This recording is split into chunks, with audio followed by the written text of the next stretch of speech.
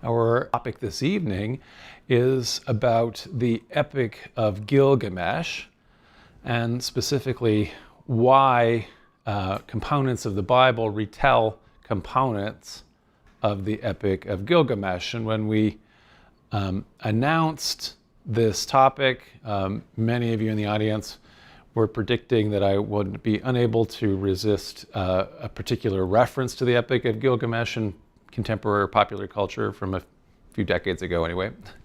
So in the Star Trek The Next Generation episode Darmok, which is one of my favorite episodes in all of television, I guess, there is a mysterious alien race called the Children of Tamar, the Tamarians, and the captain of their ship, whose name is Dathan, wants to start communicating with the Federation, wants to be able to communicate with Captain Picard, but the Star Trek's normal magic thing of the universal translator doesn't work with them. So we can hear words, but the words don't make any sense. And so Dathan is saying things all the time like Darmok and Jalad at Tanagra, but what the Enterprise crew can't translate it because the universal translator says it's a bunch of proper names that we don't know what those words mean, what those proper nouns mean. And so, as it turns out, the Tamarians communicate entirely by metaphor. So one of the examples that Counselor Troy says is Juliet on her balcony. So we know that from the famous Shakespeare version of Romeo and Juliet. Some people have described it now in the 21st century as a whole people that communicate entirely by memes. And so if you never wrote any text into a chat or a direct message, and instead you just always are pasting memes, then this is sort of how the Tamarians are represented. And so it's not really realistic. That's not what the point of it is. But I think that the part I like about Star Trek is when the idea is a thought experiment. And so it turns out that this Darmok and Jalad at Tanagra, these are in the Tamarians' own mythic culture, in their mythology. These are strangers who sailed separately and arrived on an island called Tanagra where they met. While they were there, they shared an adventure. They fought a beast together. And then after they had shared that victory, they departed as friends. And so this is something that the Tamarian captain wants to do with the Federation. So he sets it up so that Captain Picard and he will do that very same thing that occurs in the Tamarian mythology, which in turn is their word for generating friendship or becoming friends. Unfortunately, of course, with the best laid plans, it wouldn't be a television drama if things worked out easily. So things go awry. Picard is taken out of the action at a key moment as they're trying to reenact this thing. And so this native creature is able then to get the better of Dathan, who is mortally wounded in the combat. Nevertheless, as he sees it all happens, now Picard understands. He has an epiphany. He realizes how the Tamarians communicate. He realizes what Dathan was trying to do. And as Dathan lays dying, now that he understands the Tamarian way of communicating, sorry, Leandro thinks I'm going to cough. Actually, this episode makes me cry. and so actually, even just getting the screen caps this morning and writing out the transcript, I started crying. So Picard shares his own human myth. This shows how strange emotion works and silly. So Picard says, Gilgamesh, a king at Uruk, he tormented his subjects. He made them angry. They cried aloud, send us a companion for our king. Spare us from his madness. Enkidu, a wild man from the forest, entered the city. They fought in the temple. They fought in the streets. Gilgamesh defeated Enkidu. They became great friends. Gilgamesh and Enkidu at Uruk. The new friends went out into the desert together where the great bull of heaven was killing men by the hundreds. Enkidu struck the bull by the tail. Gilgamesh struck him with the sword. They were victorious, but Enkidu fell to the ground, struck down by the gods, and Gilgamesh wept bitter tears, saying, "He who was my companion through adventure and hardship is gone forever." And as he tells that story, and Dathan is liking the story, he also, though, nevertheless passes away. Okay, so for me, this is much better than TV shows quoting Shakespeare all the time. This is actually quoting the Epic of Gilgamesh, the beginning of our literature, really what our mythic stories, our identity stories even kind of start at this point. So that abbreviation that I read from Picard, I mean, it's kind of a good thumbnail for the epic. It's about Gilgamesh, it's about his friend, their heroic adventures together, and ultimately Enkidu's death, and its effect then on Gilgamesh. So this is it's an incredibly early work of literature, especially considering how powerful it is and how much the thoughts and the needs, the ideas of it are still things that humans struggle with today. So the story had been, after being very influential in antiquity, it had been lost, and it was only recovered in the middle of the 19th century because it had been preserved in clay tablets written in cuneiform, and it was initially found during excavations of the library of Ashurbanipal in the ruins of Nineveh, Assyria, in modern-day Iraq. So if we look at kind of the time frame, normally when I make a chronology like this, normally when I make a timeline, it's covering a couple hundred years maybe, or 1,000. This has got a lot more years, so this is covering a 3,000 year span leading all the way, before the Common Era, all the way up until the year 1 here. And so, we can have, when we think of, like ancient history, so we have the timelines I'm putting across at the bottom here of what's going on in Egypt. And so Egypt has, of course, some of the longest sustained history of anywhere. You can kind of see the old kingdom of Egypt, the middle kingdom, the new kingdom, and then finally after the Persian period, the Hellenistic period where the Ptolemies are ruling Egypt. Kind of across the middle, I'm showing here the kind of Mesopotamian. So we have the initial Sumerian city-states that are occurring at the very southern portion of Mesopotamia, followed by then a succession of empires, the Akkadians, Sumerian, Babylonian, Kassites, the Neo-Assyrians, the Neo-Babylonians, who are the ones, the Neo-Assyrians are the ones that destroy the kingdom of Israel, the Babylonians destroy the kingdom of Judah, creating the Babylonian captivity. And of course, they're swallowed up, like Egypt, into the Persian Empire, which is then conquered by Alexander, bringing in the Hellenistic era. So there is underlying Gilgamesh, probably a historical figure, a king who was king of one of the city-states of Sumer, and that king probably lived almost 5,000 years ago, somewhere in that range. So a real long time ago, 4,000 to 5,000 years ago, somewhere in there.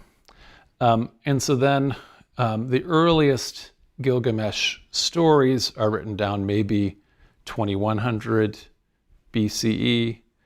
Then those are brought together into an actual epic. So a redactor kind of brings them all together and creates the old Babylonian Gilgamesh epic, maybe around the year 1800 BCE. And then sometime in the range of 1300 to 1000, there's a newer version that's made.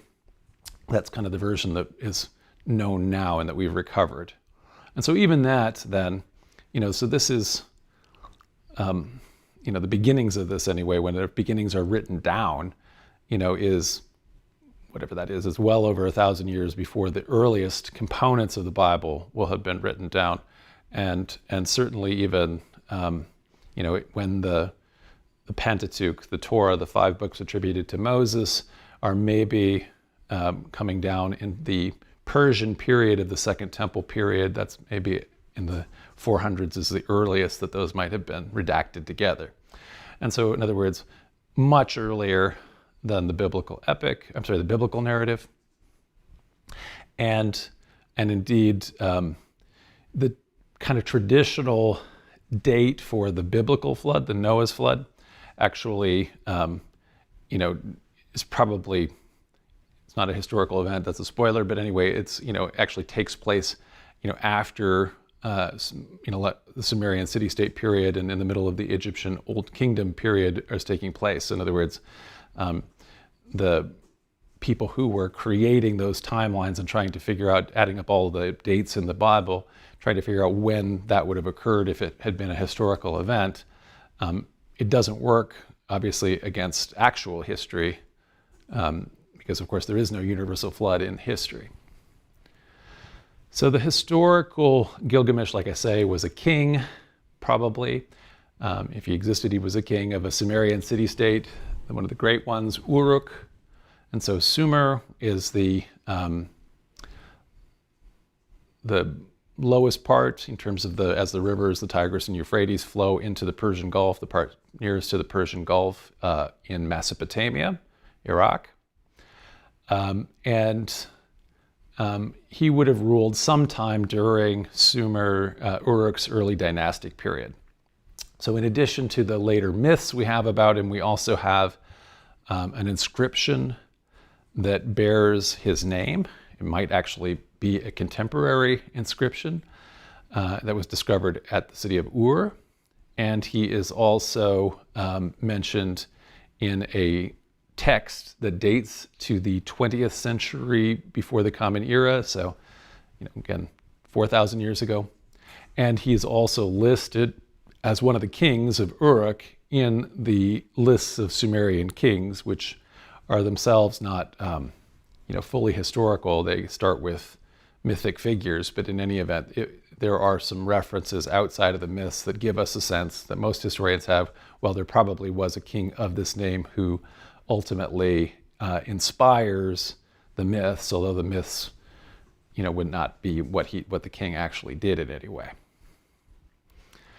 So Sumerians, they have a very ancient language, but it's also a language isolate. So it is not like an Indo-European language like English, which is in turn related to all the other Indo-European languages, everything from Greek and Russian to the Iranian languages, Sanskrit, and so forth. Sumerian has not been linked to other languages conclusively by scholars, but it is among the very earliest written languages. So we have writing in it as of 2900 before the Common Era, again, written in cuneiform, and those are those little wedge-shaped writing system that is developed by them and written with wedges because it's made with a stylus in wet clay that is often then later fired and so survives to this day.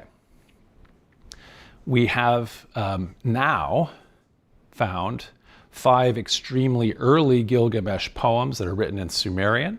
And so these are circulating before anyone brought together a complete Epic of Gilgamesh.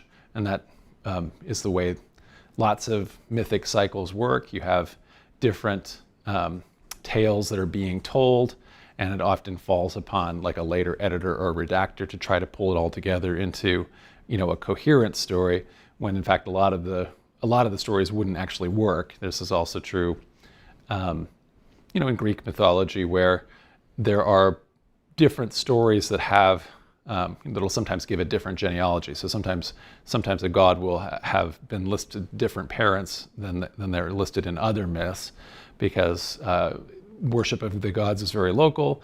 The telling of stories by priests and bards and so forth, those are also generated on the local level. They aren't all consistent or coherent, and it's only up to later people like a poet like Virgil, who takes all kinds of different legends and myths and tries to weave them all together into one great epic. And so these source poems include Gilgamesh and Huwawa, so he goes and fights this giant ogre, or maybe somebody like a titan, in the same way that the Olympian gods fight these great giants. This is something that happens in a lot of different mythologies. The Norse gods also fight titans or giants. There's a story of Gilgamesh and the Bull of Heaven, where again Gilgamesh, and I think in the Sumerian version, Enkidu is his servant, who they fight the Bull of Heaven together.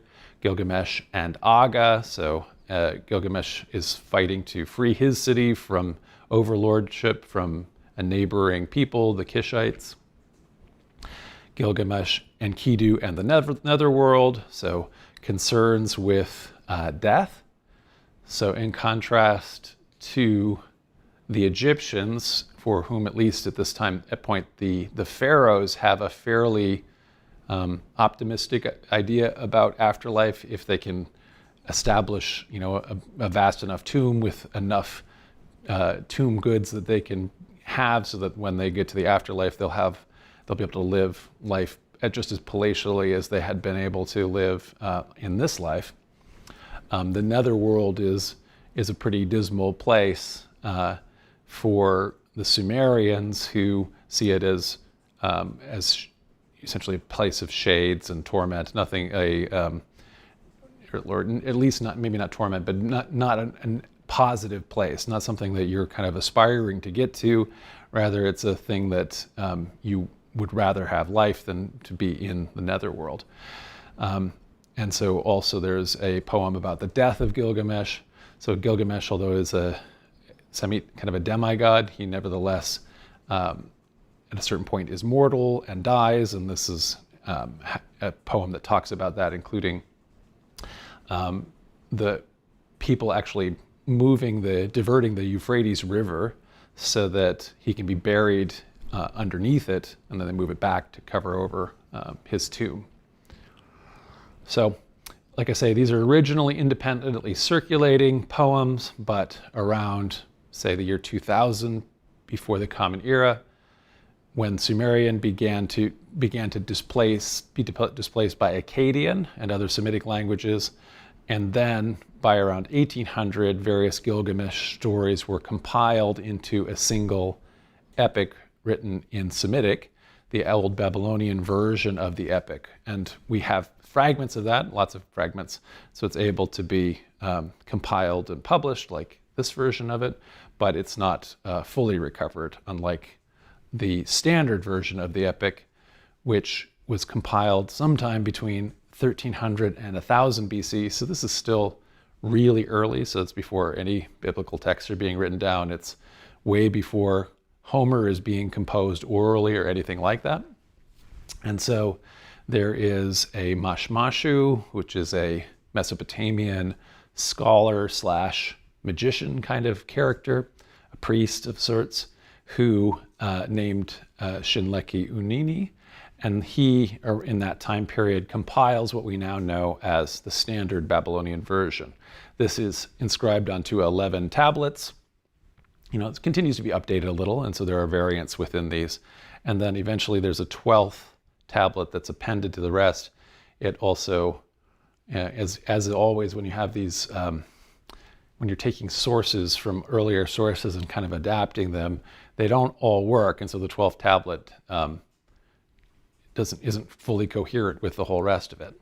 But in any event, this version became really popular. It circulated very widely, and it certainly exercised influence outside of Mesopotamia, even across the Semitic-speaking world and beyond, very likely influencing Homer and other Greek myths, and also, as we'll see, the Bible.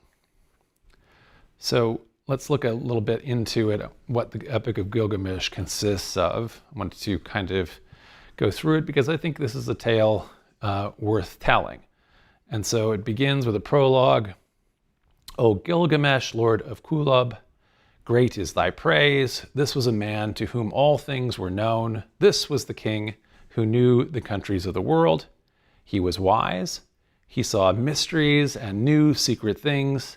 He brought us a tale of the days before the flood.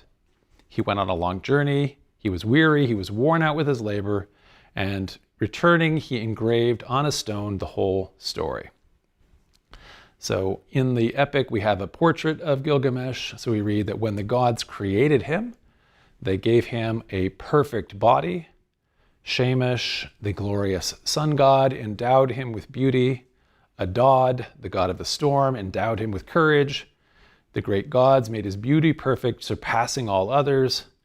2/3 they made him God, and 1/3 man. And so it's an interesting combination. You know, so a lot of times in Greek mythology, you'll have a demigod, so who is the offspring of a god and a mortal.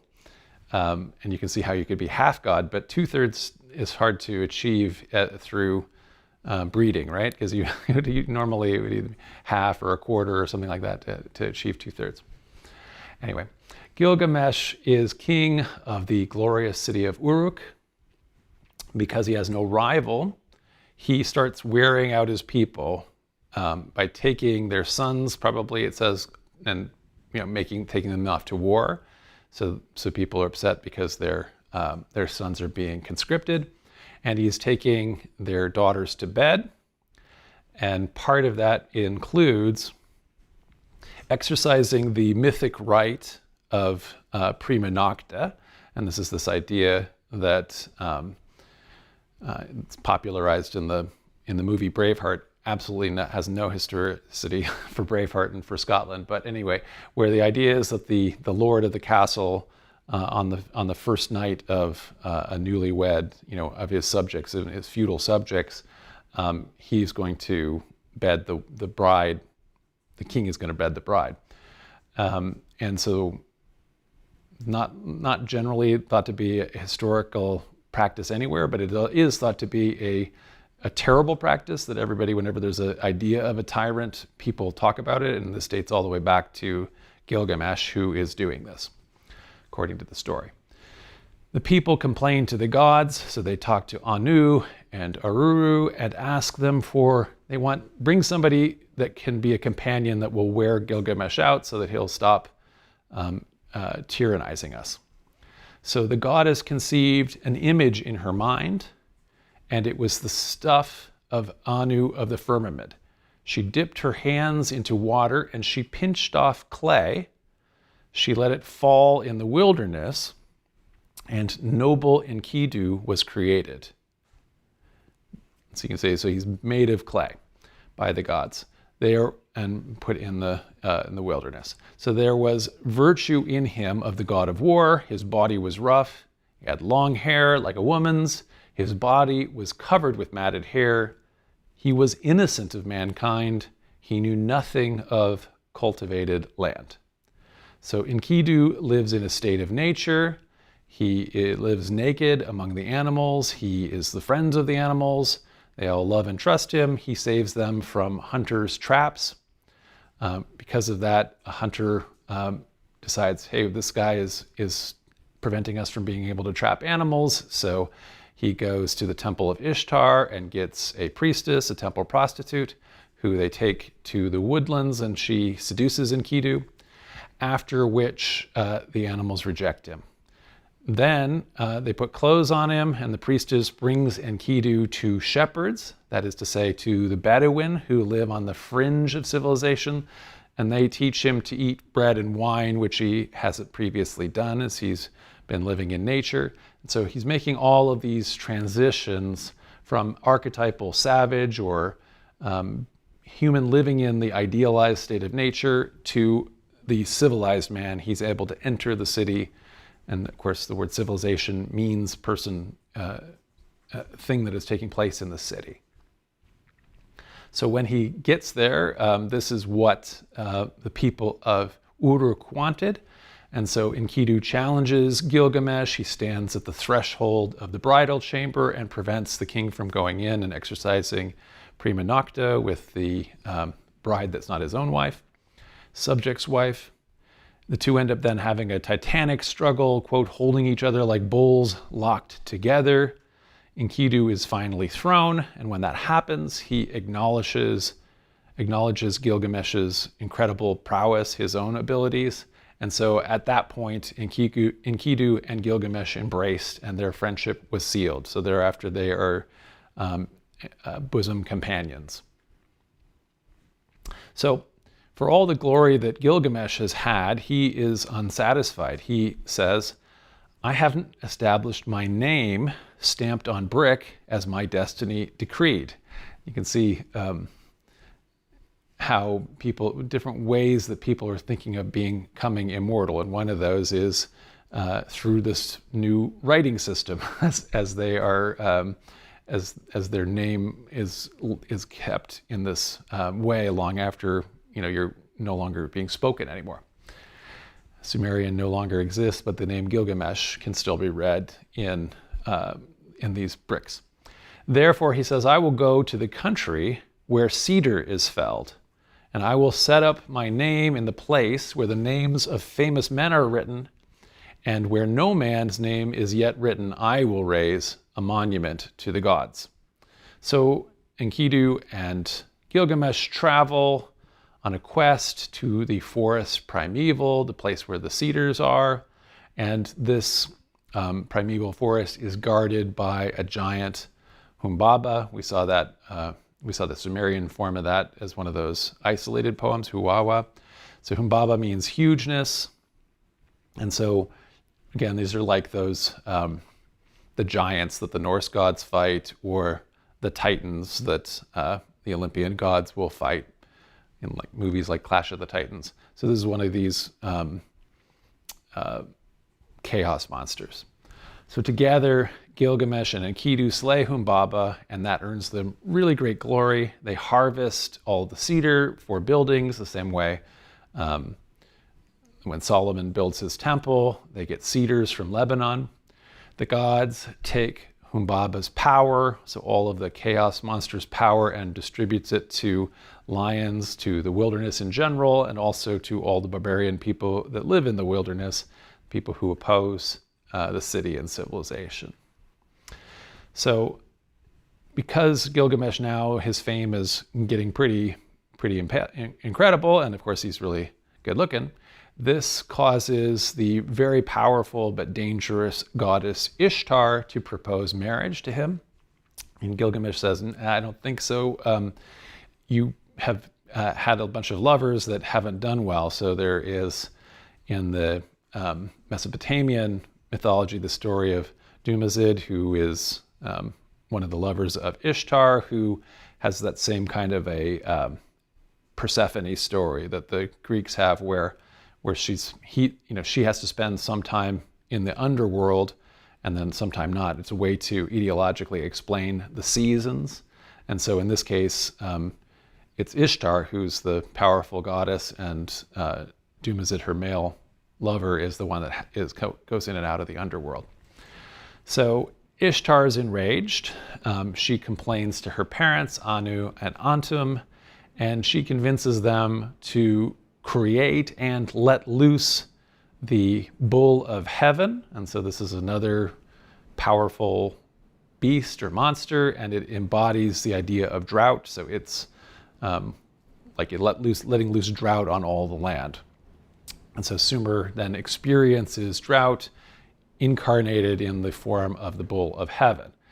And of course, this is not a problem for the most heroic dynamic duo in history. So the heroes slay the bull of heaven, gaining more glory than any other mortals ever had. But the gods now get together at a council and decree that this is too much, for any mortals to be able to have done.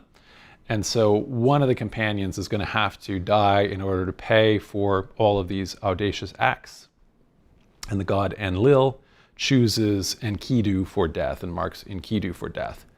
So Enkidu falls ill and wastes away, dying ignobly in sickness. And so rather than having been killed in kind of glorious battle, and this makes Gilgamesh really see mortality for the first time. When he's killing chaos monsters, he doesn't see his own death there, but when he sees his friend, this companion that his spent all this time with, when he sees him die, then that also not only makes him sad to not have Enkidu, but it also explains to himself that he himself could die.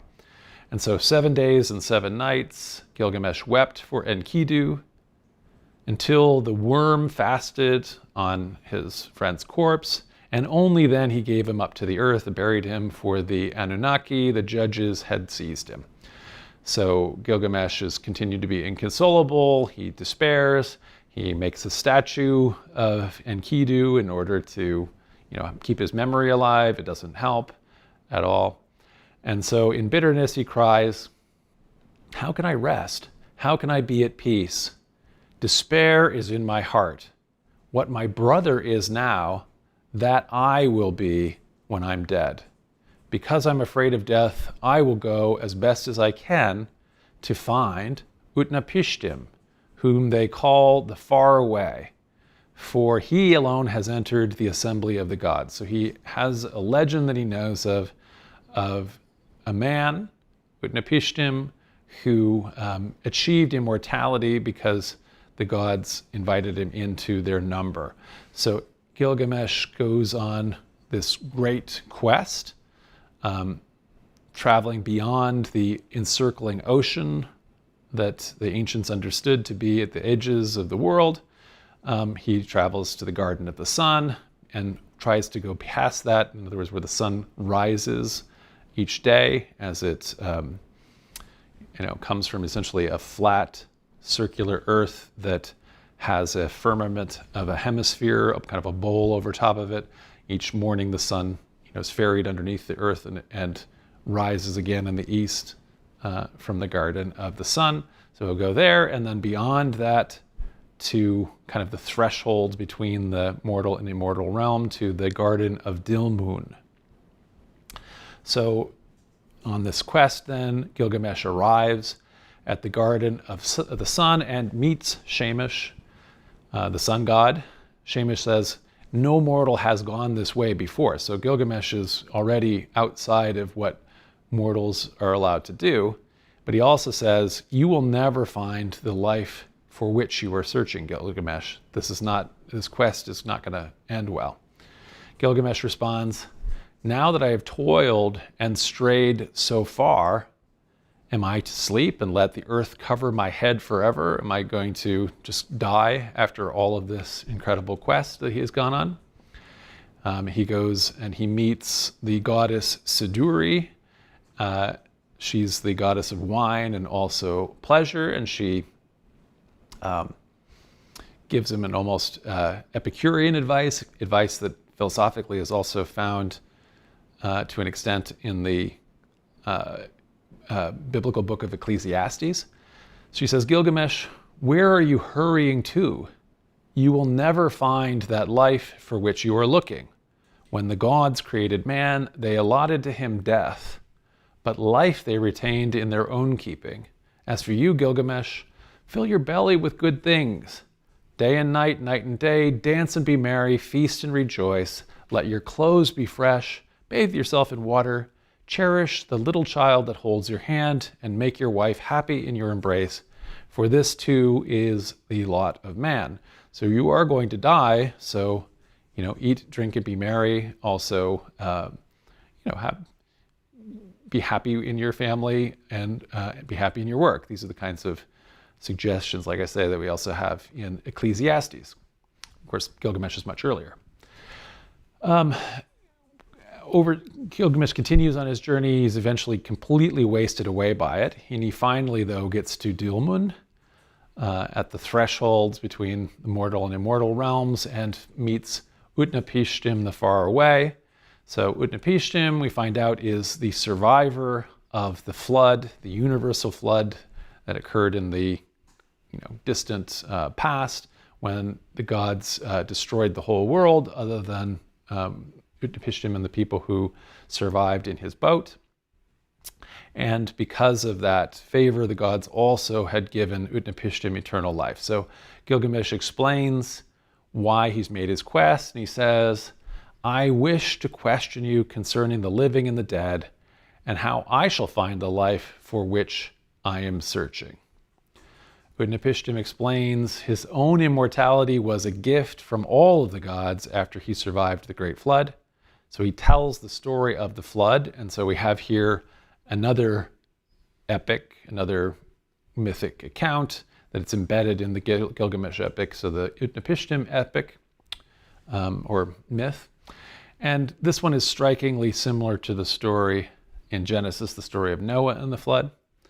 Utnapishtim concludes by asking, well, I got this as a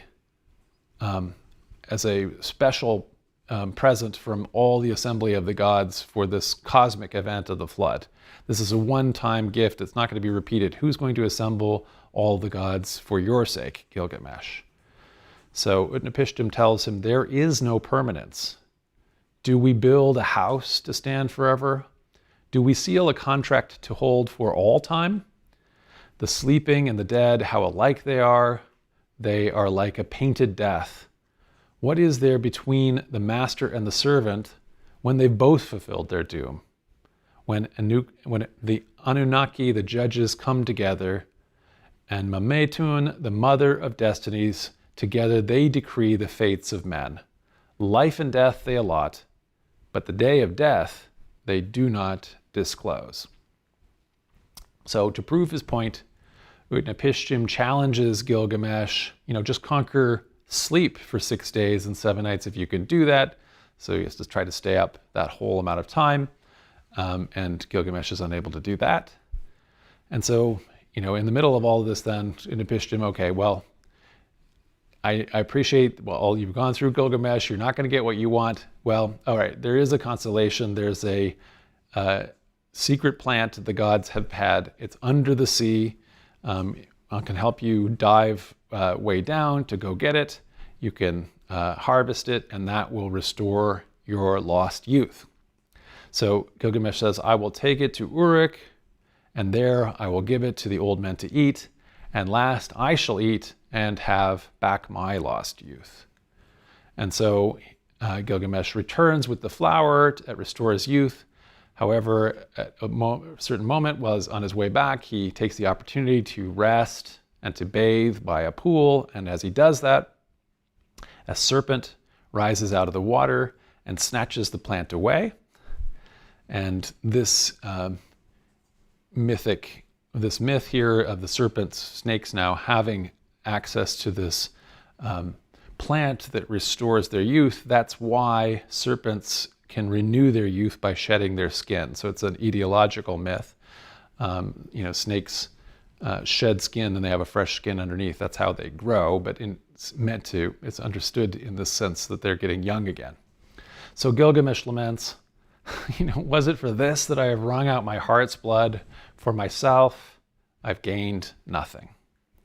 So Gilgamesh returns to Uruk, apparently empty-handed, but of course he's much changed in wisdom.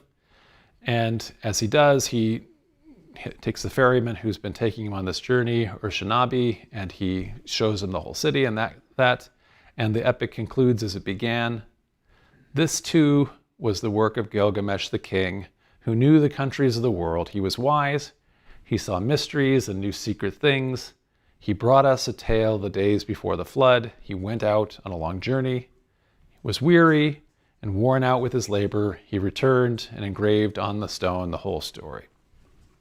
And of course, the story itself then, engraved on stone and also clay, especially the clay, is the true immortality for Gilgamesh, the epic, which I'm still talking about right now. Here it is thousands of years later.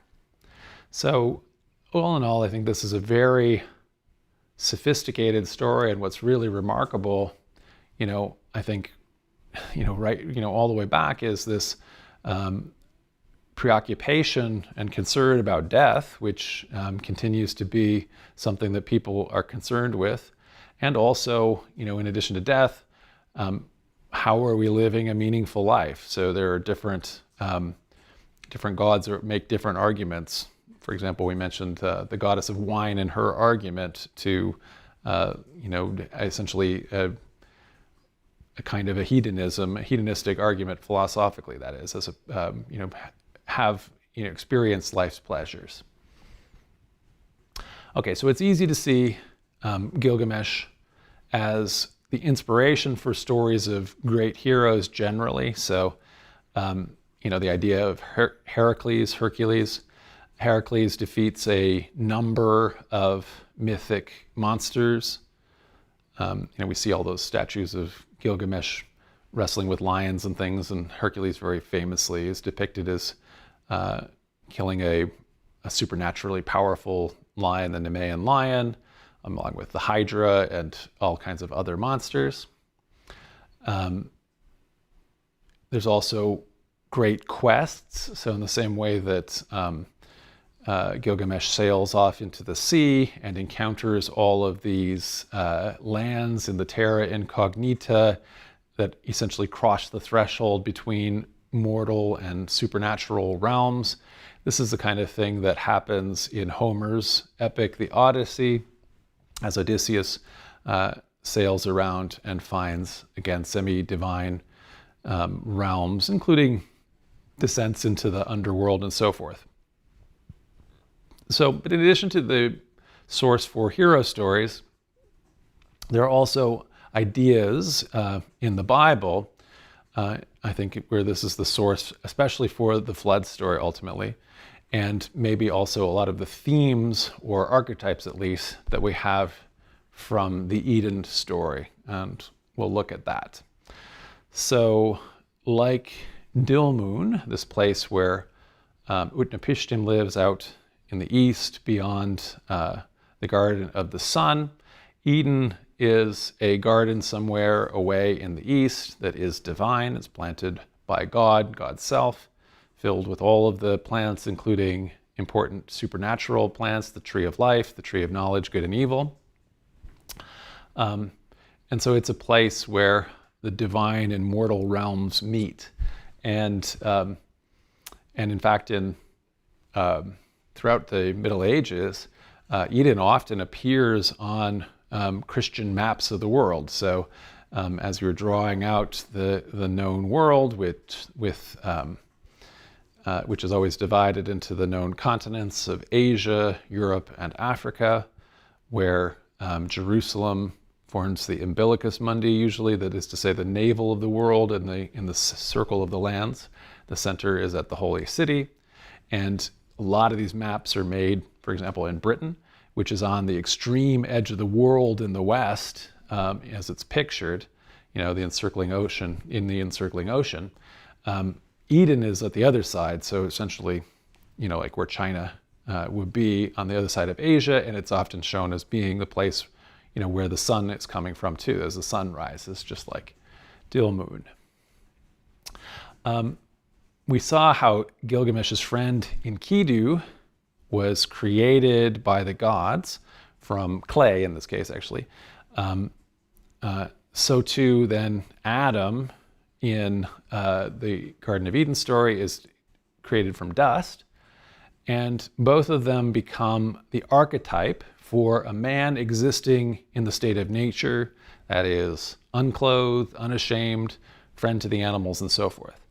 So the story of Adam, which is the second creation story in Genesis, the story not by the priestly author who writes this story of the creation of the world in the terms of a certain number of 7 days, 6 days and a day of rest for God. There's much more. The second creation story is from the Yahwist author, and it's beginning in Genesis 2. So we read in Genesis 2, verses 7 and 8, "The Lord God formed man from the dust of the ground and breathed into his nostrils the breath of life, and the man became a living being." And the Hebrew word for the man is Adam. So Adam is also a name now for us, but it's really just the man. "And the Lord planted a garden in Eden in the east, and there he put the man whom he had formed."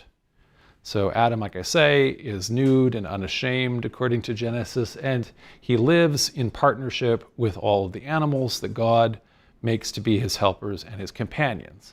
The Lord God said, "It's not good that the man should be alone. I will make him a helper as his partner." So out of the ground, the Lord God formed every animal of the field and every bird of the air and brought them to the man to see what he would call them. And whatever the man called every living creature, that was its name. And the man gave names to all cattle and to the birds of the air and every animal of the field. But for the man there was no helper, not found a helper as his partner. And so this leads God, of course, to make the woman as Adam's companion. And again, though, in the Eden story, both of them initially continue to live in a state of nature. So the Lord God caused a deep sleep to fall upon the man, and he slept. Then he took one of the ribs, one of Adam's ribs, and closed up its place with flesh. And the rib that the Lord God had taken from the man, he made into a woman, and he brought her to the man. And just in an interesting parallel, the Sumerian goddess Ninti was created from the god Enki's rib. So she's one of the divinities that's created to heal Enki, the god Enki, when he needs it. And then later became known as kind of Lady Rib. And that creating a being, a female being from a rib may have provided the idea for Eve's creation from Adam's rib, although we can't say for sure, but there's a parallel. Like Enkidu, who loses his state of innocence, the man and the woman do as well. They leave nature, they begin to wear clothing. In Enkidu's case, obviously sex itself was one of the precipitating factors, while in Eden it is the eating of forbidden fruit. Interestingly, there's a snake involved. So the serpent in Eden, of course, convinces the woman to eat the fruit, and it's punished by losing its legs. So again, we have another etiological myth regarding snakes. Why don't snakes have legs the way other animals do? It's because they're cursed by God for their participation in this story, and they lose their legs in the Eden story. Same way that snakes shedding their skin is due to etiologically it's explained by them having stolen this youth-generating plant. So again, a plant's immortality and that kind of thing are involved. Like I say, Gilgamesh, the serpent itself, eats the youth-restoring flower as opposed to tempting the man and the woman to disobedience. So the man then named his wife Eve because she was the mother of all living. And the Lord God made garments of skins for the man and his wife and clothed them. Then the Lord God said, "See, the humans have become like one of us, knowing good and evil, and now they might reach out their hands and also take from the tree of life and eat and live forever."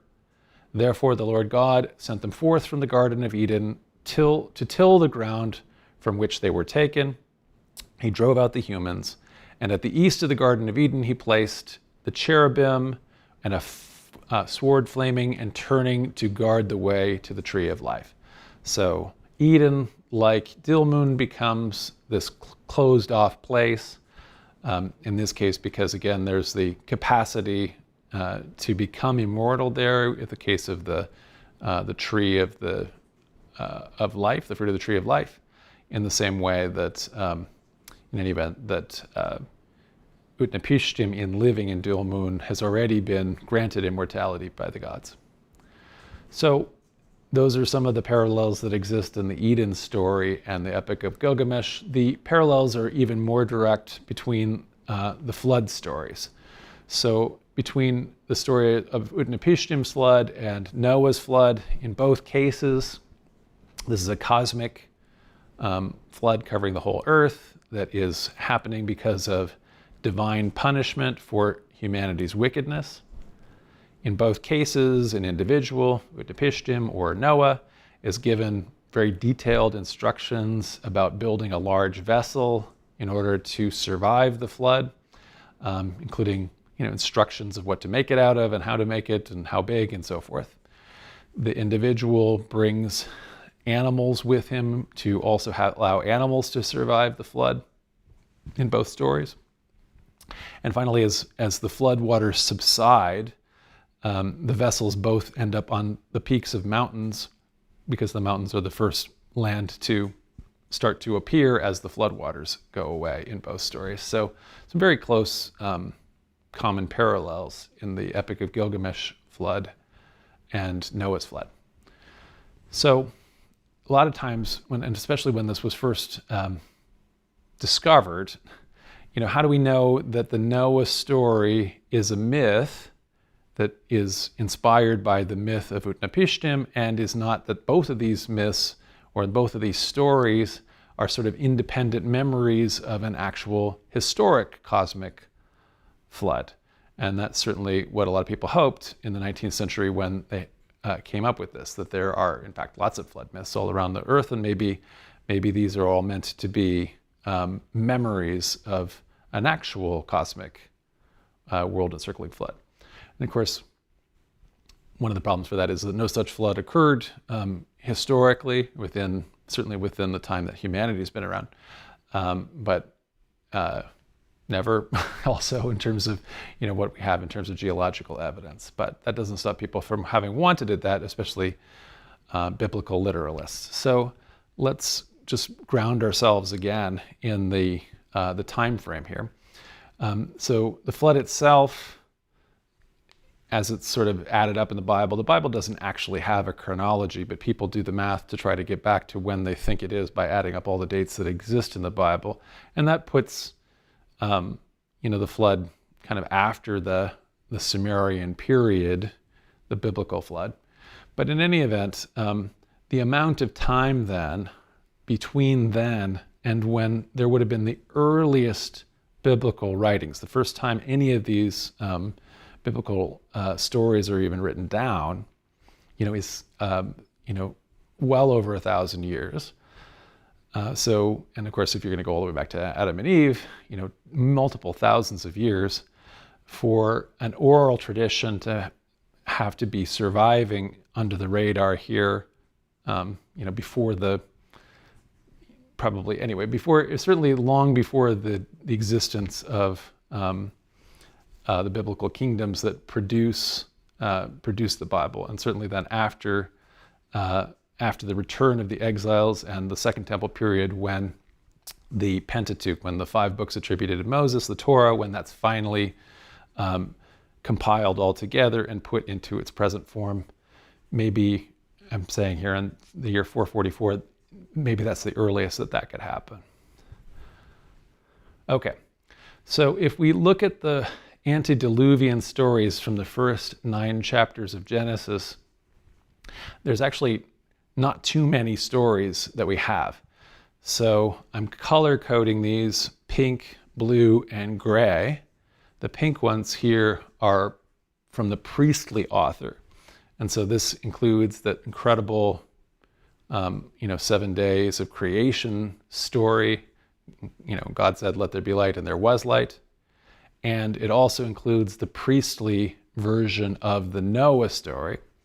In the priestly version of the story, God just has Noah bring 2, of every animal, not any more than 2. So clean or unclean, it doesn't matter, bring 2 of any animal, because in the priestly story, Noah does not, at the end of the story, offer a sacrifice and have a rainbow happen or anything like that, because according to the priests, no one sacrifices. Not Abraham, Noah. Nobody's allowed to sacrifice until Aaron. And so that is the beginning of it. The priests consider themselves to be descendants of Aaron, and the priestly writers do not want to have any biblical stories that have, do not in their version of the story, biblical stories that tell about anybody being authorized to sacrifice to God until we get around to Aaron. By contrast, then all the blue stories here, those are from the Yahwist writer, who has the much more earthy and fleshy, more courtly, more interesting stories usually, frankly. And in that case, Noah is told to have 2 of most every kind of animal, unclean animals, but for the clean animals that he is going to offer as sacrifice to God, that is going to have the rainbow appear and so forth, he's supposed to bring 7 pairs. so that he can has to kill some of them for sacrifice. He doesn't want to have a sacrificial animal and then they don't exist anymore because he didn't save enough of them. So there's two versions of the Noah story that are spliced together by a later redactor, and or if we have a supplementary hypothesis, the priestly author has added their parts in for some reason, interspersed with the Yahwist version. And so then the other Yahwist stories are that creation of man and a garden that we already read, God having the man, Adam, name the animals, God creating the woman from the man's rib. We read all of those already. Then the whole tree of knowledge story, so the serpent tempting the woman, and the man and the woman both eating, losing their innocence, realizing they're naked, being found out by God, and so forth, getting punished, everybody getting punished. Then after that, we have the Cain and Abel story. So the first two children that are named anyway, from Adam and Eve, are each offering sacrifice to God, and Cain's sacrifice, for some reason, is not taken by God. He becomes jealous of his brother, and he murders his brother. So the first murder. Then after that, we have Cain, a story of Cain and his descendants founding a city called Enoch after the name of King Cain's son, and a whole story of how they create all of civilization. We have then, right before the flood story, we have the sons of God, the sons of El, what become the angels, intermarrying with the sons of humans and creating this Nephilim race, this race of giants, so these ogres. And we are also told that this is a heroic age, so there are ages of great heroes who are fighting these sort of chaos monsters, giants like the Nephilim. And then in between that, then the redactor has also added a section of a different book, a book that probably had its own existence on its own and is now spliced into this, called the Book of Records.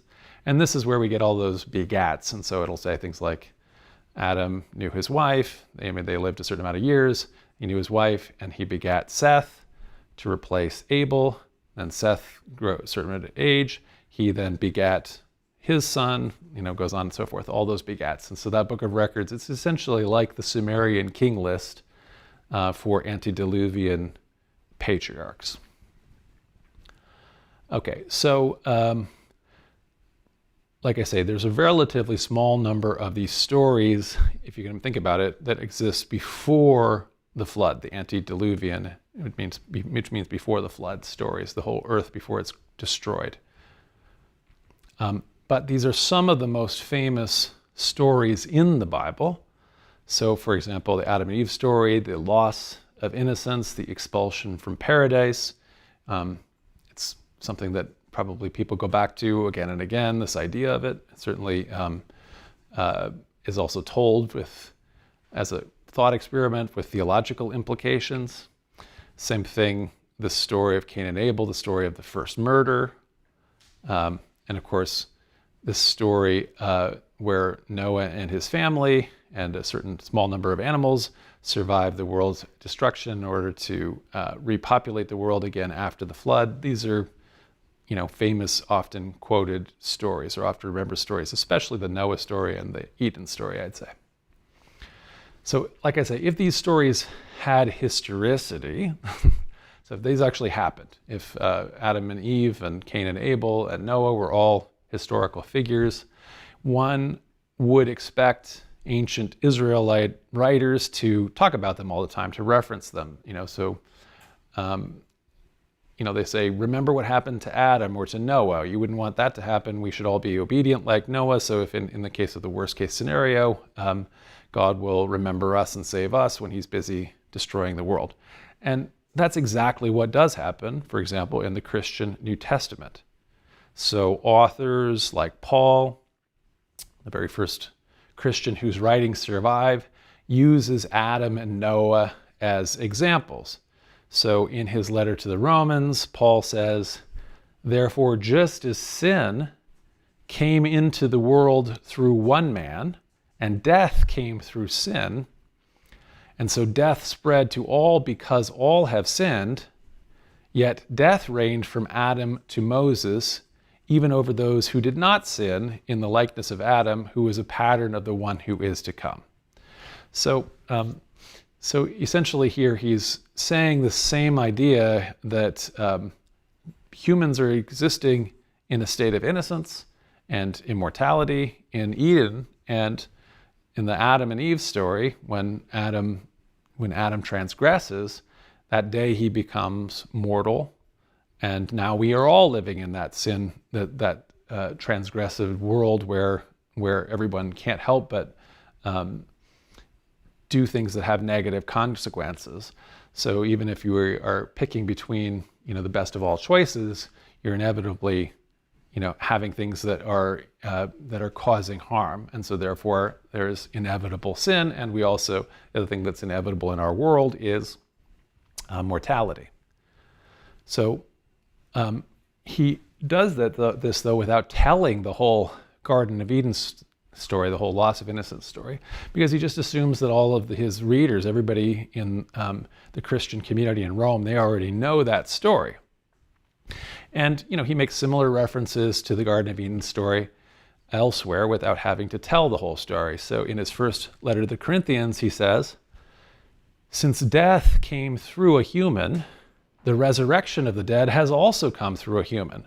For as all die in Adam, so all will be made alive in Christ." And so Paul now is making use of Adam, as to explain his understanding of theology and how Christ will conquer death, or Christ has conquered death, and now we are all made alive in Christ by being able to experience a true life.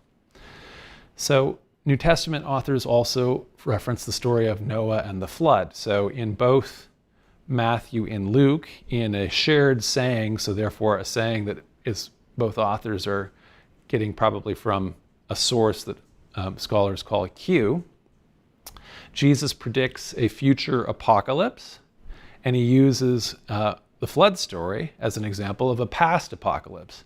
So in Luke chapter 17, he says, "So just as it was in the days of Noah, so too it will be in the days of the Son of Man, when the Son of Man returns in glory and the world will end. So they were eating and drinking and marrying and being given in marriage until the day Noah entered the ark." Everybody had a regular life in the Antediluvian period. And then the flood came and destroyed all of them.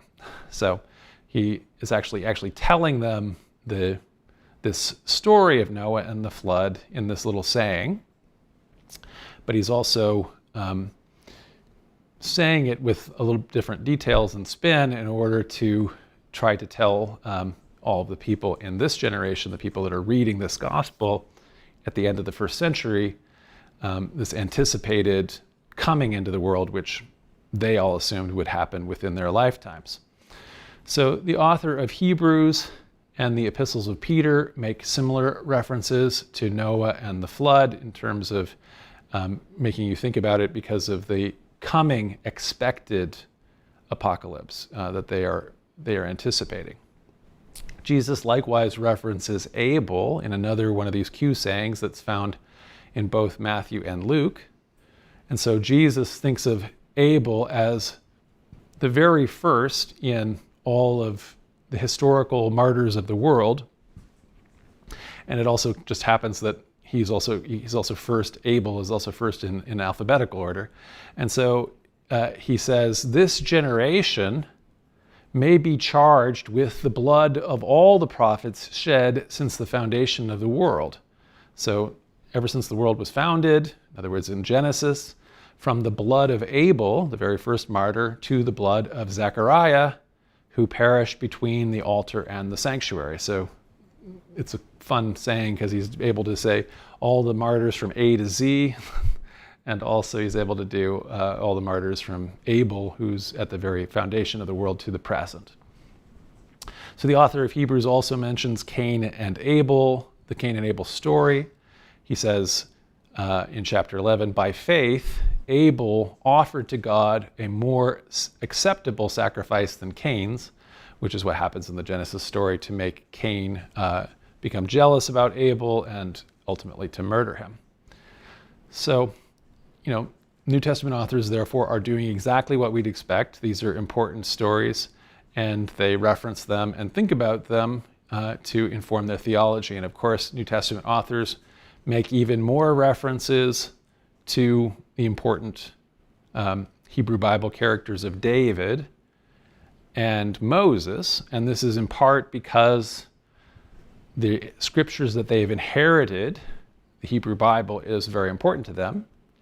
And also because they see Jesus as the Messiah, and the very name Messiah or Anointed One, the idea of king, since the Judean royal house is called the House of David, David is seen as a prototype or a precursor for Christ, and Christ is also often called Son of David, and so David gets a lot of mention in the New Testament because of all that.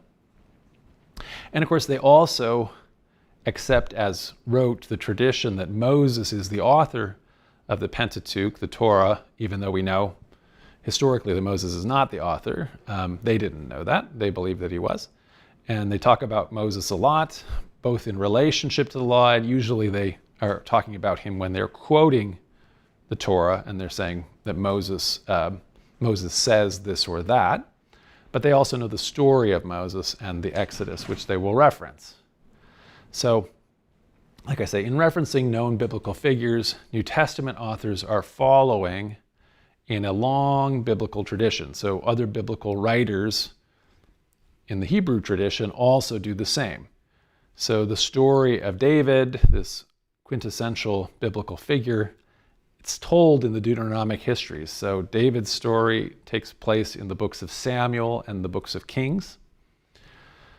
But he, or the royal house named for him, so the kings of Judea at Jerusalem, the kings of Judah, their royal house is called the House of David, and that exists until Jerusalem is destroyed by the Babylonians, and then the Davidic king is taken away to Babylon in exile, and then members of the family continue to live at the Babylonian court until that court is destroyed by the Persians, and then the Persians let the last Davidic prince that we know about, Zerubbabel, come back as a Persian official in Jerusalem before he disappears from the record. So the House of David, is a historical house, and so that in part is one of the reasons why it gets mentioned a lot. But David is also mentioned and named, and this happens hundreds of times in other biblical authors. Of course, there's a conceit that many of the Psalms are supposedly written by David, and so there's references to him there. But even in the earliest writings that we have, so some Psalms are very early, but the earliest writings we have are often the prophetic writers, people like Amos and Hosea and Isaiah. They all mention David. And so we read in the book of Amos, woe to those who lie on beds of ivory and lounge on their couches, who sing idle songs to the sound of a harp, and like David, improvise on instruments of music. So this ancient prophet Amos is aware of the David story. Whether or not he has the Deuteronomic histories to read about it, he knows that David is an important figure in their shared culture. And one of his identities is as a psalmist, right? So he's playing on a harp. And so that's something that's known to this early Hebrew Bible writer. Likewise, the story of Moses is told in the Pentateuch, so in the Torah, the 5 books attributed to Moses. And always we would remember that there's a later book called Chronicles that is simply derivative of the Torah, the Pentateuch, the Deuteronomic histories. Is trying to rewrite them. And so it's referenced there, of course. But while Moses gets less references than David, his story is also well known to the Deuteronomic historians. He's referenced by many of the prophetic writers and the psalmists. So including early writers like Micah. So Micah, who's a prophet, who's speaking, thus saith the Lord said, I brought you up from the land of Egypt and redeemed you from the house of slavery. I sent before you Moses, Aaron, and Miriam. So this author is aware of the Exodus. Whether or not he's read Exodus, he's aware of the Exodus story and the major leader characters, Moses and Moses' priestly brother, Aaron, and prophet sister, Miriam. Likewise, the Moses story, the Exodus story, is also found in some of the Psalms. In Psalm 77, we read, your way was through the sea, O Lord, your path through the mighty waters, yet your footprints were unseen. You led your people like a flock by the hand of Moses and Aaron. So, in other words, the psalmist here again is aware of an Exodus story, the story of the parting of the Red Sea, and the Moses and Aaron as the leaders.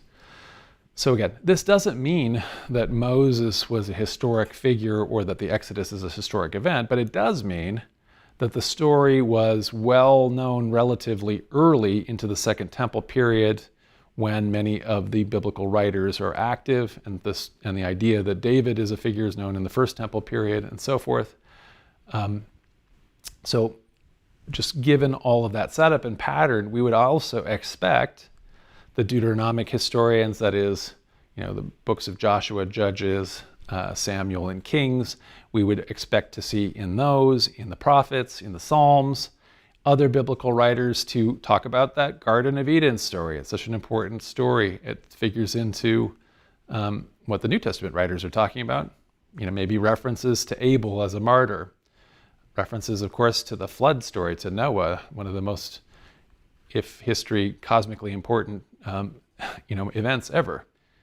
But outside of a genealogical mention in Chronicles, which, like I say, is simply derivative of Genesis, let's ask ourselves then, how many times are Adam, Eve, or the Garden of Eden then mentioned by the other authors of the Hebrew Bible? And so I'm not talking about here all of the extended books of the Septuagint that include the deuterocanonical books, the Apocrypha. So there's a lot of books that don't make it into the Hebrew Bible or the Protestant Old Testament. So how many of the books that are there, how many times anyway did Adam and Eve or Eden mentioned? Write it into the comments right now. Guess. How many times? 0. 0. So there is a textual variant in Job that may be the sole exception, so maybe it's 1. But the New Revised Standard Version doesn't prefer that version. They don't translate it that way. And so Job itself is also kind of a later book. So it's incredible that this really important story is not talked about. Given that the authors of the Hebrew Bible don't talk about that, it probably should come as no surprise that they also never talk about Cain and Abel. What about the flood? Like I said, if it was a historical event, this is arguably the most important event in the history of the world. Well, we have a little bit more. Again, there's a derivative mention in Chronicles, but again, Noah and the flood are not mentioned in the Psalms, the Deuteronomic histories, any of the earliest prophets.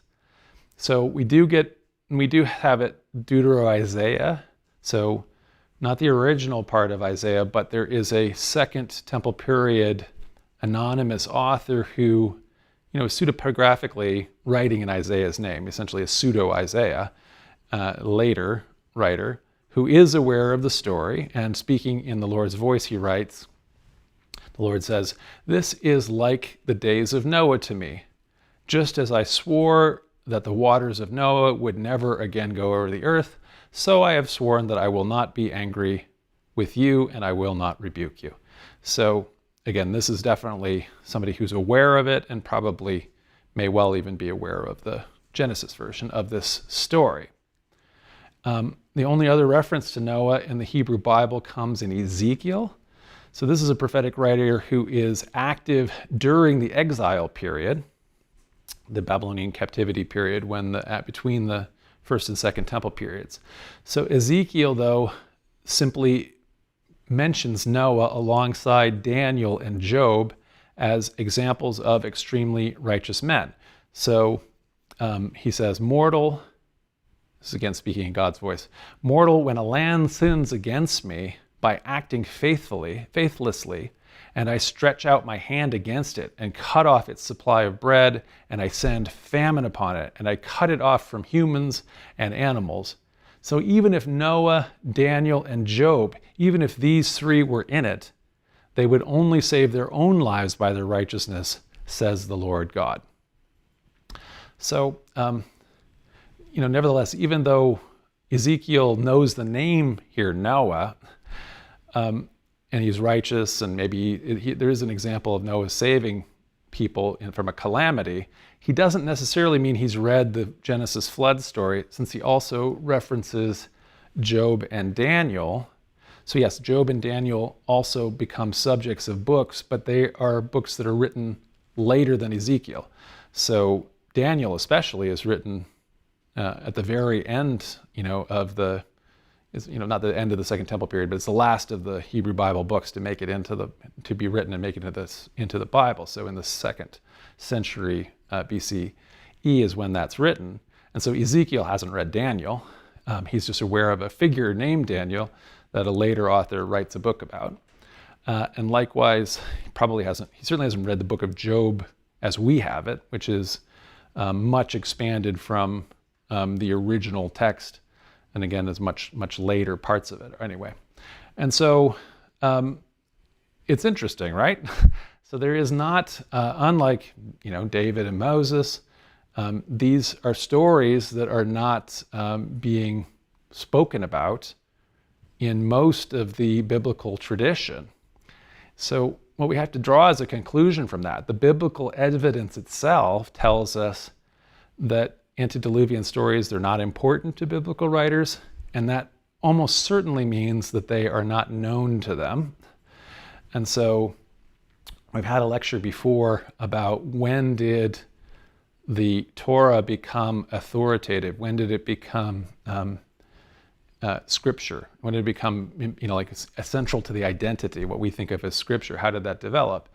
And this is one of the arguments that it comes quite late because of the internal biblical evidence, or evidence in later biblical writers and the earliest biblical writers who are not aware of some of these stories. So it's still possible that the Yahwist Arthur is early and is only getting redacted into a Torah that becomes essential late during, for example, the Hasmonean period, the Maccabean period, the Hellenistic part of the Second Temple period.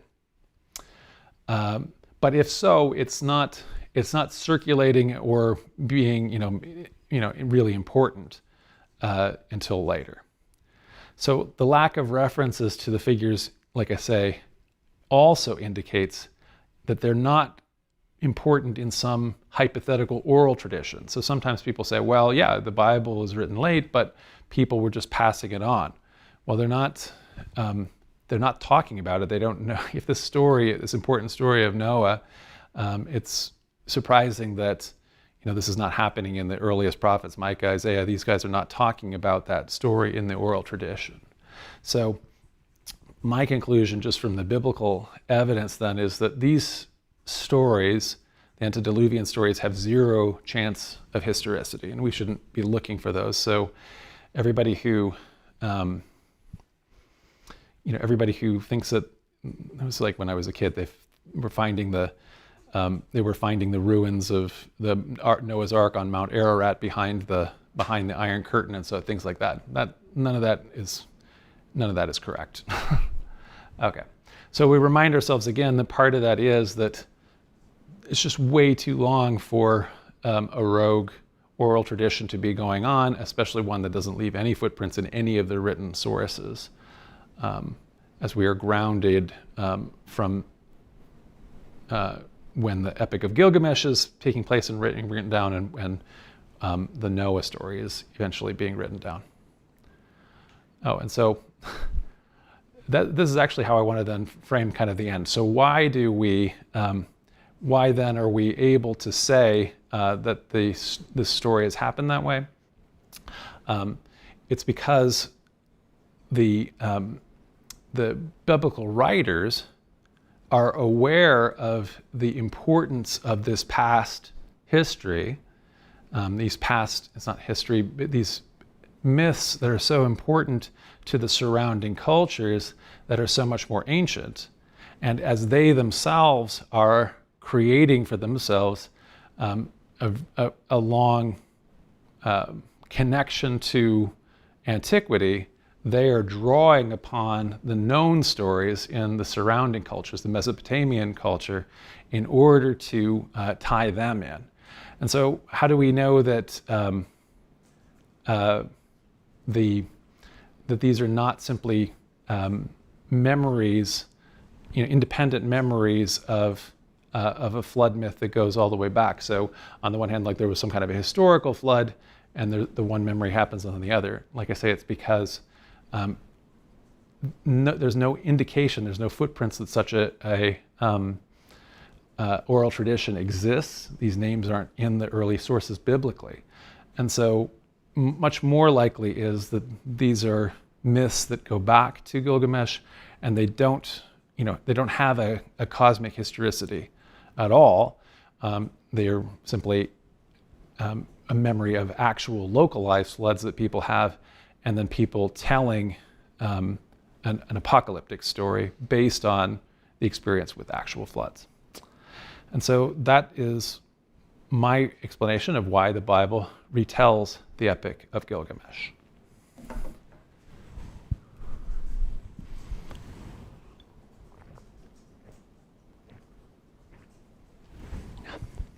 All right, so Leandro is getting your comments and questions, and he's going to share those with me. I think the lecture was slightly shorter than these sometimes are, so I don't know if you were ready for it. No, we're doing okay. What do we got? Okay, I want to thank some folks for the support that they have been giving to begin with here. So Slowboy Fuel Pump 54838, thank you for your support. Natural Philosophy, thank you. Daniel Sada 3793, thank you. Fire Ever Living, thanks. Davius Tube, thank you. Tejimberling 2359, thank you. So we've got some questions from you guys. So Catherine Crowley Bryan asks, please explain burnt offerings.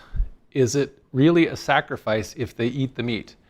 Yes. So because we don't do this anymore, this practice anymore, a lot of times we just have this envisioning that that when you're doing an animal sacrifice, like Abel did, that you're going to burn the whole thing up, and the gods just get it. And so what you're doing is you're just destroying or wasting.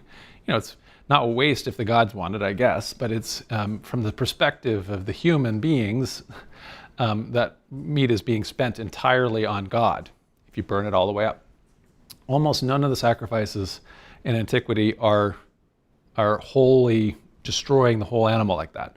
So in the Bible, that kind of sacrifice is called a holocaust, which is where we get our word for the Holocaust, which is to say, when you destroy the entire animal, when the Holocaust means you just kill the people, right? You're having a genocide as a horrific sacrifice. And so in the case of the Holocaust, in the case of a Holocaust offering, this is a rare thing that they occasionally would do. But in fact, almost all of the sacrifices to gods involve just taking parts of the animal that the humans are not going to eat anyway. So, and burning up some of the fat and some of the offal and things like that, hoofs and whatever, things that people aren't going to eat, and then taking the meat then, which is now butchered, and that becomes food that the people eat in a festival. And so why do you do that? So it's because you are recognizing that you're killing a living creature, and that's going to be part of that will now be part of us. And so everything in antiquity is part of religion. And so you are doing a formal process acknowledging kind of life and death, acknowledging what the animal has given, and that becomes, you know, part of a holy experience. And so all meat that's consumed is essentially, almost all, I mean, they might have done it without, but vast majority of the meat that's being eaten in ancient Greco-Roman cities is meat that has been part of a sacrifice, and it's not all burnt up. So Fire Ever Living says, I find the ending of Gilgamesh unsatisfying a bit. I feel like Gilgamesh should realize some deep philosophical truth in the end, but it's more like he gives up without internalizing anything. Well, that's possibly true. Yeah, that's true. I think that. So I think that that's sometimes, you know, part of the way of both, let's say, epic and also drama. So comedy comes back and everything is back to the same as it begins. Drama, Gilgamesh goes out and you know, ultimately uses up the whole life that he should have been living, questing for something that he'll never get, and he comes back in some ways without having achieved it. And the immortality that he gets is that, you know, he said at the very beginning he wanted to, you know, stamp his name on a brick and where nobody had ever gone before, and then he'd be remembered forever. And he does kind of get that, but like you say, along the way, you know, he's kind of challenging what the limits are. He's learning that you can't get past the limit, at least in the way that he wants. So he wants to live, you know, eternally and young and just the way life is. And instead he, in seeking after something that can't be, he throws a lot of that time away, as some of the gods tell him as he's wandering around doing it. So I think there is some theological truth that we are seeing throughout all of that struggle. But I can see where you're saying that that it could be, you know, it could be that he gets it a lot more, and there's maybe a happier ending than there is. But in some ways that this kind of intense struggling against the limits isn't going to lead to a happy ending. And maybe we're learning based on the fact that Gilgamesh did that, and maybe that's something that we won't throw our lives away doing. Ricky Palacio says, how do we know that the Epic of Gilgamesh influenced both the creation story in Genesis and the flood story? So what I would say is, in terms of the Genesis story, we don't have it, it's not direct. There are a lot of footprints in the Eden story. And so the reason why I think we can say it is influencing is because it's so culturally omnipresent for the biblical authors. So they have been living in Babylon. They have been, you know, part of this culture that, you know, that they're part of a world empire as it controls first the Babylonians and then later the Persians, and finally, ultimately, the Hellenistic empires. But essentially, when it's being written down, especially the Persian, and so there is already, because of this omnipresent story with Enkidu, this idea of how a human being would be in the state of nature. There's already in the Gilgamesh story this idea that there's a garden of the gods far away in the east. And then especially with the flood story, there's a general acceptance of this flood story from Mesopotamian mythology that is thousands of years old by the time that the authors of the Bible are writing. And so as they are trying to connect their own story, their own past, into the established, well-known kind of cosmic story of the world, they borrow details very directly from the Utnapishtim story to create the Noah story. So Kaiwan says, what effect, if any, did the Epic of Gilgamesh have on Homer and the Greek epic tradition in general? So I think, again, we don't have, like since Homer is even a hypothetical character, or is a traditional character, but essentially we don't therefore have the direct connection. But what we can say is that a lot of these elements that we find in Greek epic are also, right there in the Gilgamesh story. And so, this includes, this hero's quest.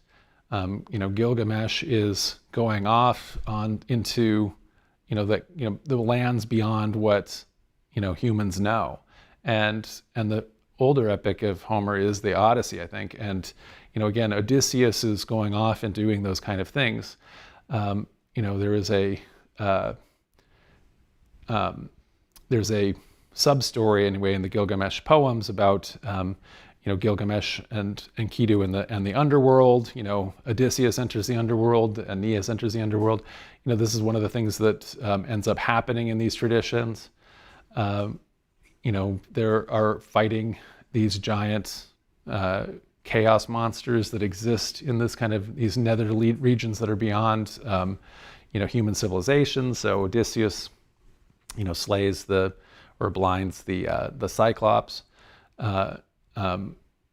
Gilgamesh is fighting Humbaba, Titans. I think that there are, you can see this earlier story as having a lot of the archetypes and tropes and things like that make their way or become central to the Greek tradition.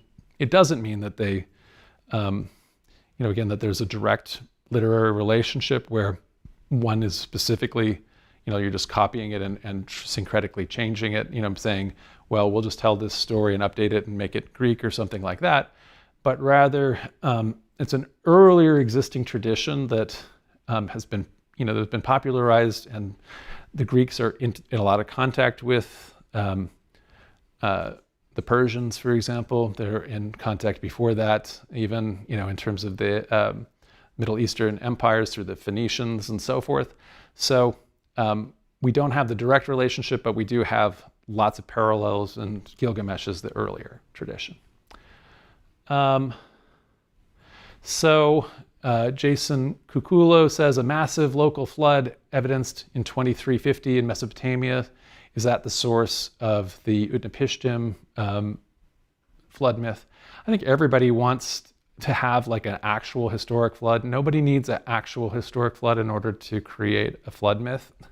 So yes, there are floods. I talked about this. I had a whole lecture on the flood myth, and I talked about how there was a flood that my grandparents experienced, where they're floating around their hometown in a canoe. That hasn't influenced me to tell stories of floods. We don't need. I mean, in other words, people can create this idea without having it be a memory of the Black Sea filling in or something like that. It's a perennial idea that people want to have. They want to have look for a kernel of truth, as they say, in a myth, but this is not a kind of a myth that requires that. So Trudy Hill Carey says, were Adam and Eve given two opposing commandments, i.e. don't eat from the tree and become mortal, and also go forth and multiply and replenish the earth, wouldn't being mortal be a prerequisite for having mortal children? So that's often presented that way. That is certainly the theological interpretation of the story within the Latter-day Saint tradition, so within Mormonism, that there's two opposing commandments that are there at the beginning. But it's not necessarily the case.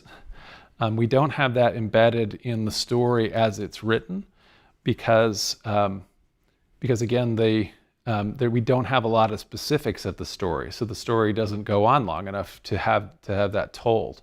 That is a implication that, like I say, some traditions have drawn out of it, but it was not necessarily the intent of the author.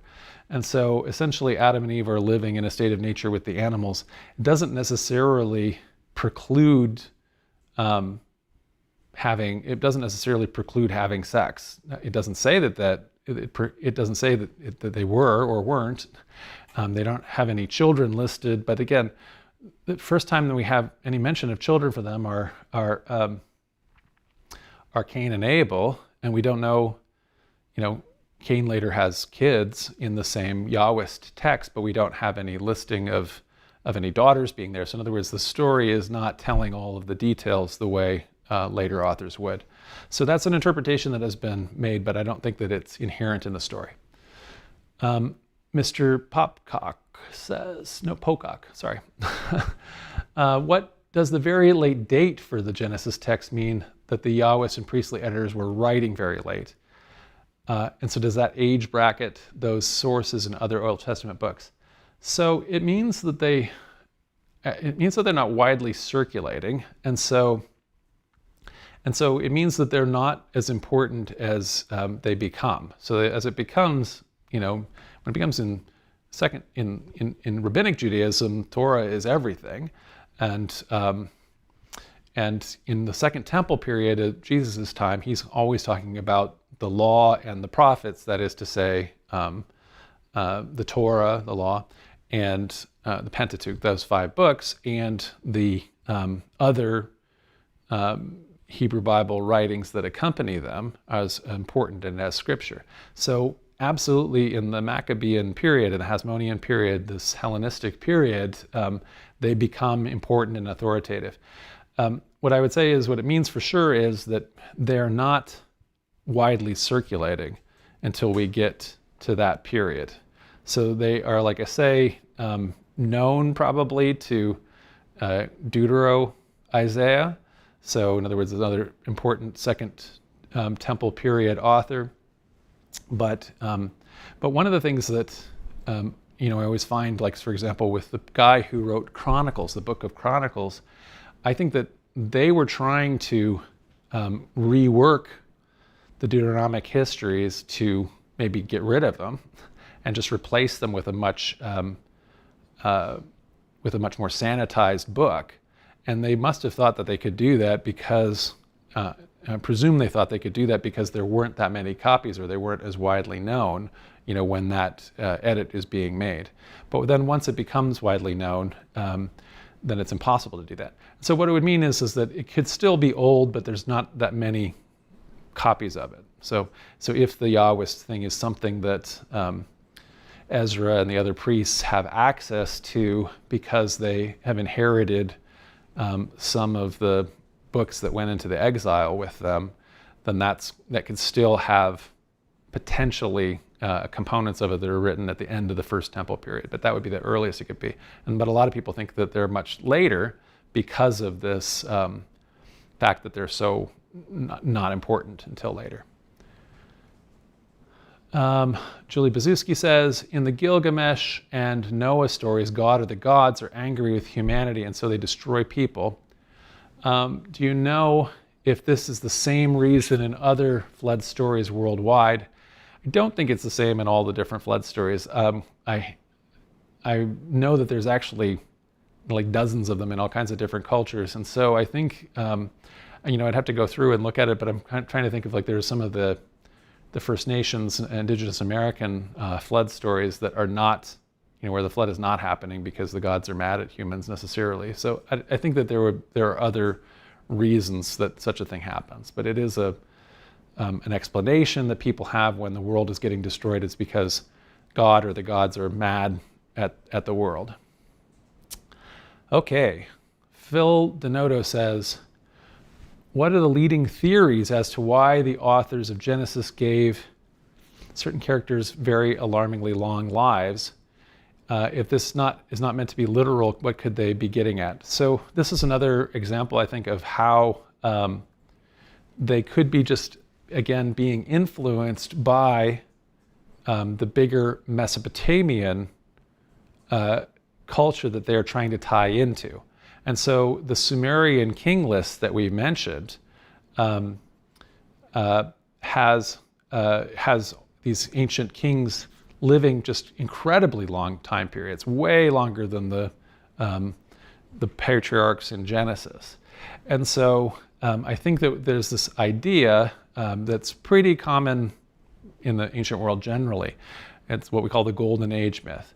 And so everyone's idea is that there was once a time when everything was better, when people were living in harmony with the gods, people were longer lived, they didn't have all these diseases, everything was a lot easier, things just grew naturally, there weren't all these weeds and so forth. And things have been getting worse and worse and worse and worse. And this appears again and again in antiquity.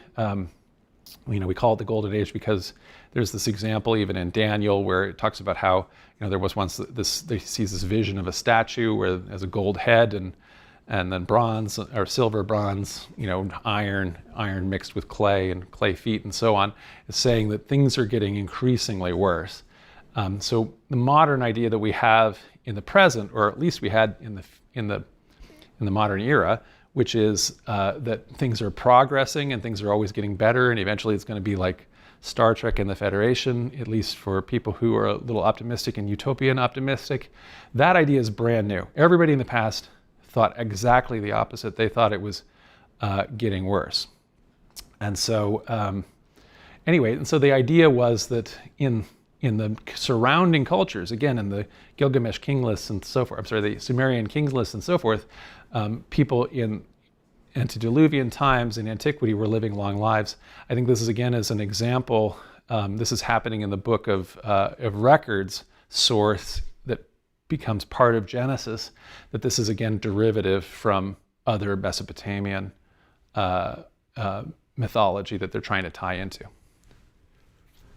Michael Luce in Brazil says, are there any traces of the Gilgamesh story at Elephantine? So at the this great archive we've found of, or not archives, but remains of this colony in Egypt, in southern Egypt, where there was also a Jewish temple because of some of the exiles are there.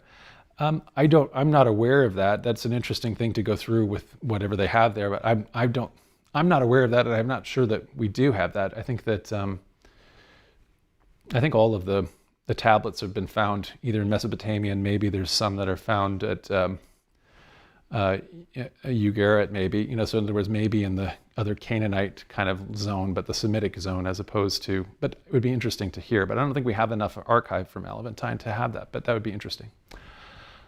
Leandro asks, some conservative theologians and biblical scholars today claim that the retelling in Genesis is polemic, a purposeful rewriting of Mesopotamian myths to affirm monotheism and the Deuteronomic covenantal theology. What is your thought? So yeah, I was just kind of speculating just now that I think that this is just well known as what history is in the, let's say, for people in the Persian Empire. The exiles, when they're at court in Babylon, they are interacting with Babylonian people, and actually people from all over the place. It's a very cosmopolitan center. So they know what these frankly, much older cultures, all of the Mesopotamian culture, whose roots are with the Sumerians, they know how just incredibly ancient that feels when you're in this greatest city in the world, Babylon. And so as they are trying to tell their own story and their own place in the world, they go to what they know, which is what world history is, which is what the people in Babylon, understand it to be. And so I think that they're deliberately tying themselves into this earlier, more culturally important mythic identity. Samuel Penrod, thank you for your support. Samuel says, as always, thought-provoking, interesting. Two of my favorite biblical scholars are John Hamer and Dan McClellan. Well, very nice. Thank you so much. I appreciate that, Samuel. Hall Hip Hop, thank you for your support. Lithius in Fiji says, why does no one give any credence to the idea that Jesus survived crucifixion, was sincerely believed to have died, is mistaken for being resurrected, died soon afterwards, and was deified? Because we don't have any reason to need that to happen. So the way you would think that, Lithius, is if you knew that all of the the resurrection accounts. For example, the account in the Gospel of John where the Apostle Thomas sees Jesus in the flesh, touches Jesus, feels his side, feels where the wounds are, and so forth. Where in the account in Luke, where a couple of the disciples who are walking around on the road to Emmaus, they realize that it's Jesus that they've been walking with. They have lunch with him and things like that, and you see him eat. If those were eyewitness accounts, if those were some kind of a newspaper report, where people are having that kind of experience, then we might, want to try to figure out, well, how do we understand those to be accurate? Given that those are accurate eyewitness accounts, how can we explain what happened? And so you would have to do that. But those are just literary accounts. So those are not eyewitness accounts. Those are composed decades after the fact by people who, understand the tradition that Jesus was crucified and resurrected, and they're creating stories in order to explain that. And some of these have been created in the oral tradition in order to do apologetics. So you have all of the signs of growing apologetics in the narrative. We looked at this before, where somebody will have been arguing with the Christians, well, how do you know the tomb was empty, that they didn't just hide the body? Well, then at some point or other, an apologist says, well, they guarded the tomb with Roman soldiers. There was a big rock, in front of it. All these kinds of things. But and so we have already, by the time the Gospels are written, there's already at the end of a long line of apologetic work that has been created in order to try to prove or to try to back this theological idea or this belief idea that the Christians have. So it's not an eyewitness account that we have to explain. So you don't have to, we don't have to have this kind of heroic explanation that you have of Jesus sort of surviving the crucifixion and wandering around and then dying. So Trudy Hill Carey says, did the Pauline doctrine come from the philosophers of the day? And did Paul actually know Jesus? Like you're saying Joshua's the Hebrew, but anyway, Jesus or whatever. So did Paul actually know him? No, he had never met him in person. Were the New Testament books written 70 years after Yeshua's death, after Jesus' death? So some of the New Testament books are written 70 years after his death. Yes, so the earliest narrative gospel is written some 40 years after his death. That's Mark. And then Luke and Matthew and John are written between then and the year 100, essentially. So did the Pauline doctrine come from the philosophers of the day? So we've talked about how a lot of Paul's ideas are things that have already been running around in Second Temple Judaism. So we've looked, for example, at what contemporary Jewish philosophers like Philo of Alexandria are saying. Many of Philo's ideas are the same kind of ideas that Paul has, the same kind of ideas that occur in the Gospel of John and so forth. So yes, these are philosophical ideas that are already in the mix from the time. And Paul does not actually have met the historical Jesus. He has met the historical Jesus's brother. So, and his historical Jesus's brother, who we call James, but it would be Jacob.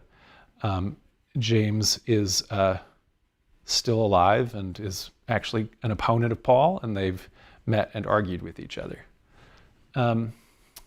Just another Patty. Thank you for your support.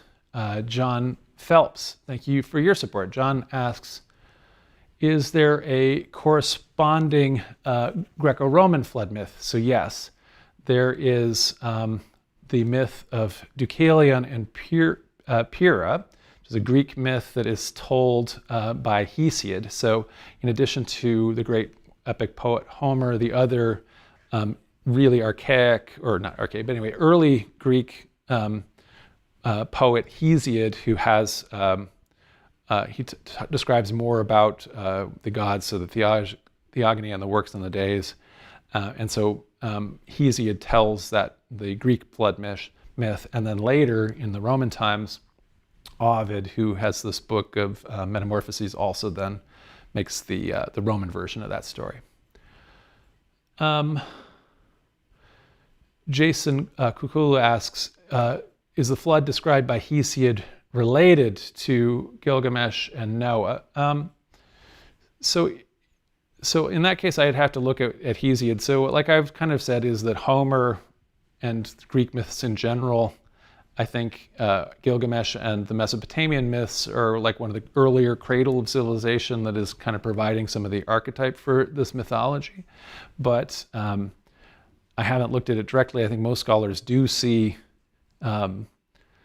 influence from the Mesopotamian stories into things like the Odyssey, and it may well be that some of these myths are also, people are seeing ties like the one you're talking about here into some of the works of Hesiod, including especially the Greek flood myth. So Chickface says, was the golden calf story in Exodus contemporary to the Odyssey and the story of Apollo's golden cows?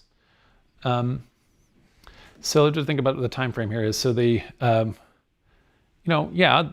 are, the Odyssey is earlier in terms of when we have it. So it's an oral tradition that is late, maybe is getting written down around the same time, but we know in this case it's an oral tradition because it's an oral epic, the Odyssey, whereas the golden calf story in Exodus is it's the non-priestly story we know from the Pentateuch. So it's one of the other authors. It's either the Yahwist author or the Elohist author, because it's berating Aaron, right?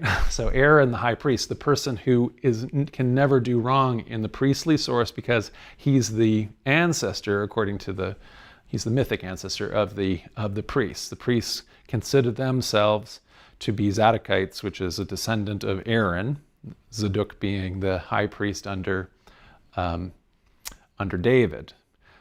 So that they consider him to be their ancestor, and so they want to only tell glowing stories about him. Instead, he immediately reverts to paganism, makes an idol, and has all of these kinds of issues. In terms of there being, I'm trying to think of what the golden cows in the Odyssey are. It's like the people are stealing the golden cows, right, or something, and so they're in the cattle of the gods off in the Atlas Mountains or something like that. I'm trying to think of how the story works. So the only potential relationship there is that the golden calf is like a little gold bull idol, and it is a symbol that is sacred to Baal Hadad, to Baal, and is also potentially Yahweh was taking over Baal's functions, and so it would have been essentially like the Ark of the Covenant, a seat for which God's majesty could rest. And so he stands on two little golden bulls, and his glory is all over Israel, because they set one bull up at Bethel and the other at Dan, and so his presence covers the whole of Israel. So in the same way that Hindu gods all have their own little chariot that they ride around in, and they have their own totem animal that goes with it, that would be what these little bulls would be like. And in the same way that then Canaanite religion by way of the Phoenicians spread all the way across the north coast of Africa, so it's through the Carthaginians and so on. So that would be the only connection that I could think of between that. So if there's some connection being made, but I don't know that. I'd have to look at that in particular. Hall Hip Hop says, hey John, big new recent follower. I missed the lecture. I just tuned in. How do you feel about the Anunnaki, an alien myth, or pagan mysticism. So not aliens, for sure. And there's certainly myths are told of them. And so it is, it's this idea within the Mesopotamian religion, that's relating to in death and the fates and that kind of a thing. So, but I have to look it all up in particular. But if there is conspiracy theories that it's aliens, there's no need for ancient astronauts in all of the cradles of civilization that we have. These are all ideas and technology that humans are able to do. And in fact, I think that the Epic of Gilgamesh is intensely human, because when we are reading it, Gilgamesh is struggling with lots of these same ideas and needs and concerns that we all have. I mean, especially the experience of loss when your companion, when your dearest friend dies. Like I said, that was enough that today, when I just revisiting on a TV show like Star Trek, Captain Picard retelling it, that caused me to cry today. So, in other words, it's still powerful to this day. So next week, we are going to talk about, will Christianity survive the 21st century? And also, don't forget that we have a weekly newsletter, and we encourage you to sign up for it. So centerplace.ca/signup. Please go and do it. Thanks so much.